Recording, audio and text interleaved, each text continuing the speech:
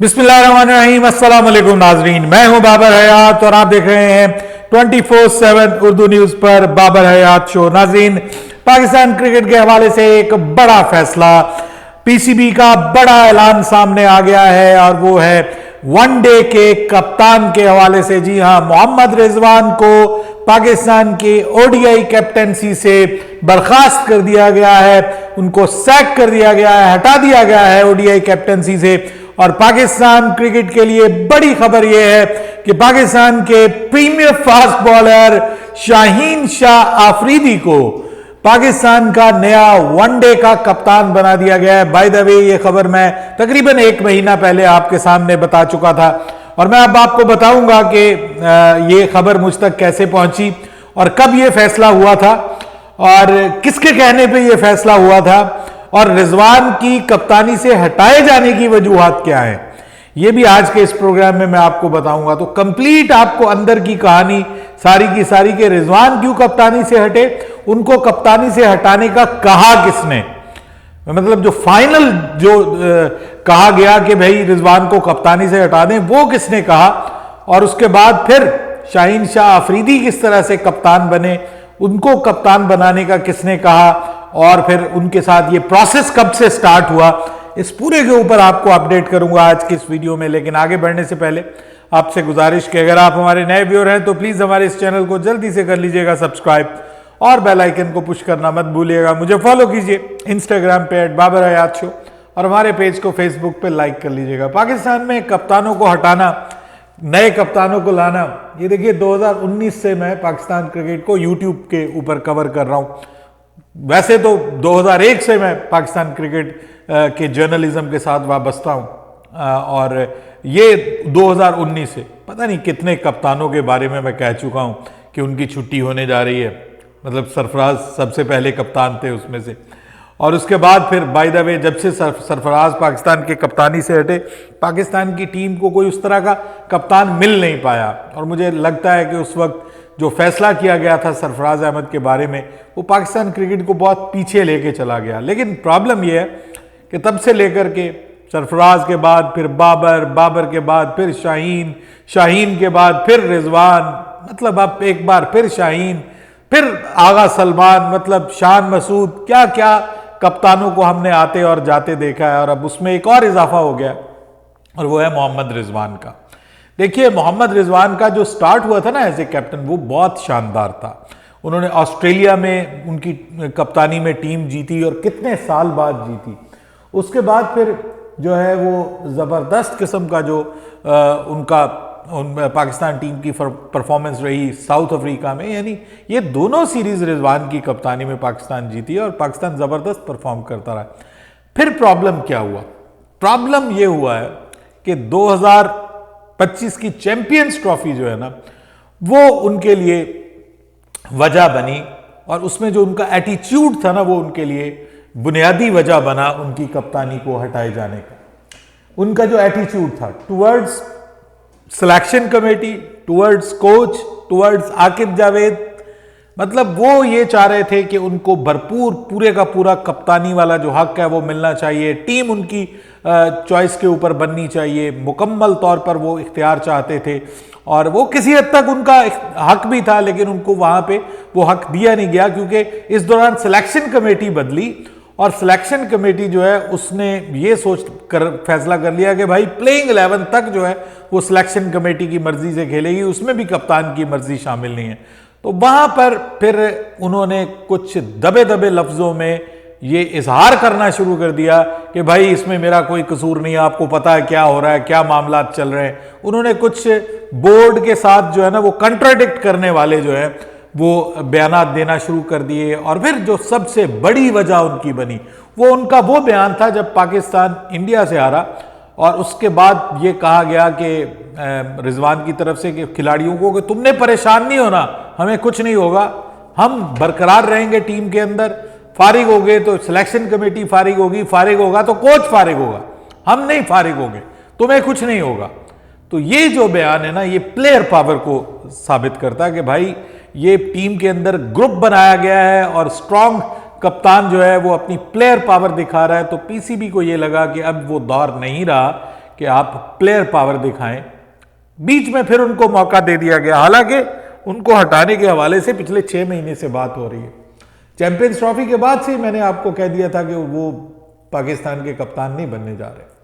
और उनको कप्तानी से हटाने का फैसला हो गया था। लेकिन प्रॉब्लम यह थी कि बीच में अचानक पाकिस्तान को वेस्ट इंडीज के खिलाफ ओडीआई सीरीज खेलनी पड़ी, जिसकी पाकिस्तान क्रिकेट बोर्ड ने पूरी कोशिश की कि यह सीरीज किसी तरह से जो है वो पोस्टपोन हो जाए, ओडीआई हमें खेलने ही ना पड़े और हम जो है वो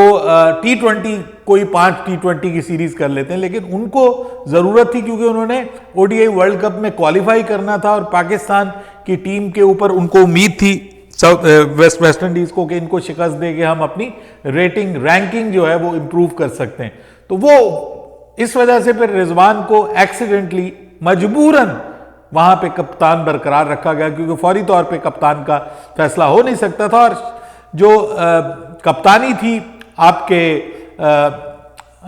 जो आगा सलमान साहब की, उससे भी कोई बहुत ज्यादा इत्मीनान नहीं था सिलेक्टर्स को, क्योंकि पिछली बांग्लादेश सीरीज में उनकी कप्तानी को लेकर के थोड़ी परेशानी देखने को मिल रही थी और लोग कह रहे थे कि भाई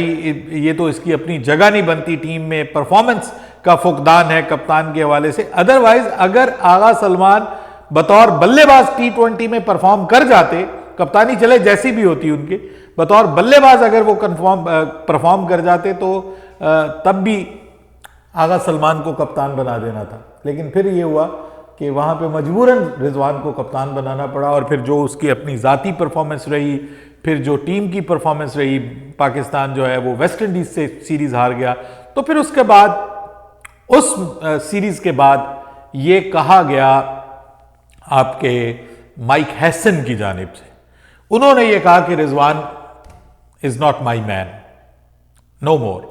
आई don't want him to be the captain of Pakistan ODI team. तो आप रिजवान की कप्तानी के हवाले से फैसला करें आगे चल के, क्योंकि ओडीआईज आ नहीं रहे थे। ओडीआईज में आपको पता है कि बीच में गैप आया, बीच में जो है वो ट्राई नेशन सीरीज आ गई, फिर एशिया कप आ गया, तो ओडीआईज अब जाके अगले महीने स्टार्ट होने थे। तो इस वजह से इस दौरान जो था वो फैसला ना किया गया और कहा गया कि जी आगे चलते हैं, देखते हैं। असल में प्रॉब्लम ये थी कि रिजवान की जगह नया कप्तान कौन होगा, ये एक मुद्दा बना हुआ था और इसके लिए जो था ज्यादा टाइम दिया जा रहा था आगा सलमान को, क्योंकि आगा सलमान को बहुत पसंद करते हैं माइक हैसन और वो चाहते थे कि आगा सलमान थोड़ा सा मजीद स्टेबल हो जाए कैप्टनसी में, अपनी बैटिंग भी फॉर्म गेन कर ले, तो आगा को ही ओडीआई का कप्तान बना दिया जाएगा और ऐसी खबरें आ भी रही थी। इस दौरान शादाब खान के हवाले से भी बात होने लगी कि T20 का उनको बना देते हैं, आगा को ओडीआई का कप्तान बना देते हैं, लेकिन शादाब खान अपनी फिटनेस के मसाइल का शिकार थे। जो आगा सलमान है वो अपनी कप्तानी से डिसअपॉइंट कर रहे थे और खासतौर पे एशिया कप में उन्होंने मजीद डिसअपॉइंट किया। तो ये जो शाहीन शाह अफरीदी के हवाले से फैसला हुआ है ना, ये बेसिकली इनको जो ऑफर की गई कप्तानी की, वो मोहसिन नकवी की जानिब से इनके साथ एक स्पेशल मीटिंग की गई ट्राई नेशन सीरीज में, जब पाकिस्तान यूएई में था और मोहसिन नकवी साहब वहां पे थे, तो तब वहां पर इनकी मुलाकात हुई मोहसिन नकवी की इसके साथ, शाहीन शाह अफरीदी के साथ। और मैंने उसी वक्त आपको बता दिया कि इस मुलाकात में उनको कप्तानी की ऑफर कर दी गई है और मैंने आपको उसी वक्त बता दिया था। I was the first one मेरे ख्याल में सोशल मीडिया के ऊपर जिसने कहा था 1 महीना पहले ऑलमोस्ट कि शाहीन शाह अफरीदी जो है वो, मुझे तो ऐसा लग रहा था शायद T20 का कप्तान बनने जा रहा है, लेकिन बहरहाल उसके लिए फैसला कोई और किया गया था, क्योंकि T20 के कप्तानी के हवाले से जो है वो आगा सलमान के ऊपर हाथ रखा हुआ था कोच माइक हैसन ने, और वो कहते थे कि मैं आगा सलमान के साथ ही जाऊंगा, क्योंकि ये सेल्फलेस कैप्टन है और ये ऐसा लीडर है कि जो अपनी ज़ात के बारे में नहीं सोचता, ये टीम के बारे में सोचता है। और ये किसी हद तक बात उनके हवाले से दुरुस्त भी है। उनकी परफॉर्मेंस को लेकर के सवाल ज़रूर उठता है, बाकी उसकी नेचर जो है वो बहुत ज़बरदस्त है, वो टीम के लिए खेलता है और वो कुर्बानी देने वाला बंदा है। ये भी नहीं है कि उसको कोई नंबर्स का मसला है कि जी मैं किस नंबर पे खेलूं, किस नंबर पे ना खेलूं, उसकी बहुत सारी अच्छाइयाँ हैं। तो वहाँ पे ये शाहीन शाह अफरीदी को खिलाने का फैसला हुआ, कप्तान बनाने का फैसला हुआ। उसके बाद फिर शाहीन शाह अफरीदी ने शराइत रखी, उन्होंने कहा कि जी ठीक है, आप मुझे कप्तान बनाने जा रहे हैं तो फिर मुझे भरपूर मौका दीजिए और कम से कम 2027 के वर्ल्ड कप तक के लिए मुझे कप्तान मुकर्रर किया जाए, और इस दौरान अगर मेरी परफॉर्मेंस में कोई ऊंच नीच होती है तो उस सूरत में भी आप जो है वो मुझे कप्तानी से नहीं हटाएंगे, मुझे भरपूर मौका दिया जाएगा। पीछे वाले हालात नहीं होंगे मेरे साथ जो पहले किया गया, यानी पहले भी आपको पता है जख्म खाए हुए थे हमारे शाहीन शाह अफरीदी। तो उसके बाद फिर अब आज एक स्पेशल मीटिंग हुई है जी, और उस मीटिंग के लिए भी कॉल किया गया था। जो मीटिंग कॉल की गई थी वो भी माइक हैसन के कहने पे कॉल की गई थी, मैंने कल आपको बताया भी था कि एक स्पेशल मीटिंग होगी, वो हुई है। उसमें अब खबरें ये आ रही हैं कि उस मीटिंग के अंदर जो है वो सारे बड़े क्रिकेट के, पाकिस्तान क्रिकेट के मौजूद थे। माइक हैसन भी मौजूद थे, आकिब जावेद भी मौजूद थे, फिर इसके अलावा सरफराज अहमद और मिसबाउल हक को भी बुलाया गया, उनसे भी मुशावरत की गई, और उसके बाद अब पाकिस्तान क्रिकेट बोर्ड ने ये फैसला कर दिया है। मतलब कप्तान अच्छा है विदाउट एनी डाउट, थोड़ा सा गर्दन में सरिये का मामला है। मैंने कल परसों भी एक वीडियो में कहा था कि थोड़ा सा मगरूर है, ठीक है, अपने आप को कोई चीज समझता है, और ये इसी की बात वो मशहूर हो गई ना, मैं प्रीमियम फास्ट बॉलर हूं। और जब भी मार पड़ती थी तो लोग फिर हूट करते थे और ट्रोल करते थे कि ये देखें जी आपका प्रीमियम फास्ट बॉलर। तो थोड़ा सा मसला है एटीट्यूड का, अगर थोड़ा सा डाउन टू अर्थ हो जाए और टीम को साथ लेके चले तो बहुत अच्छा कप्तान है। एग्रेशन है, जोश है, जज्बा है, सब कुछ है, और एक्सपेरिमेंट करने का जज्बा भी है, खुद को नंबर 4 पे भी ला सकता है, तो इस किस्म की हरकतें भी कर सकता है, और पीएसएल में अच्छी कप्तानी दिखाई है। बहरहाल मेरे ख्याल में ज्यादा बेहतर होता कि इनको टी20 का कप्तान बनाया जाता, वो ज्यादा मुनासिब था, क्योंकि टी20 का फॉर्मेट इनको बहुत सूट करता है। लेकिन बहरहाल अब पाकिस्तान क्रिकेट बोर्ड ने जो फैसला किया है ना, वो ये किया है कि हमने किसी कप्तान को इतना मजबूत नहीं करना कि वो, जिसको कहते हैं वो लार्जर देन द गेम हो जाए, वो बड़ा बन जाए, गेम से भी बड़ा बन जाए, और पीसीबी के ऊपर अपनी चुदराहट कायम करे। इसलिए अब ओडीआई में अलग कैप्टन, टी20 में अलग कैप्टन, और टेस्ट में अलग कैप्टन। बहरहाल फैसला हो गया, आपको बता दिया। और अब ये कैसा फैसला है आपके ख्याल में, आप मुझे जरूर बताएंगे नीचे कमेंट सेक्शन में। बाबर हयात को इजाजत दीजिएगा, अल्लाह हाफिज।